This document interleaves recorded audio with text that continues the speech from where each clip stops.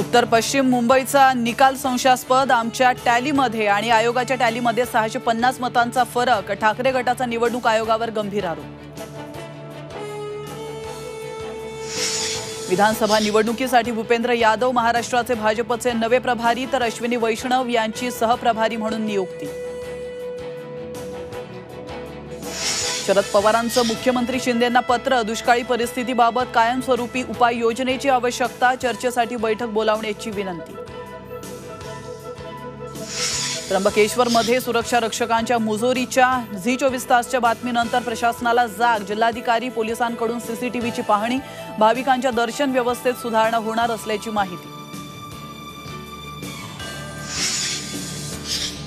शिवरायांची वाघनख जुलै महिन्यात महाराष्ट्रात आणणार, तर वाघनखांच्या सुरक्षेसाठी यंत्रणा लागली कामाला।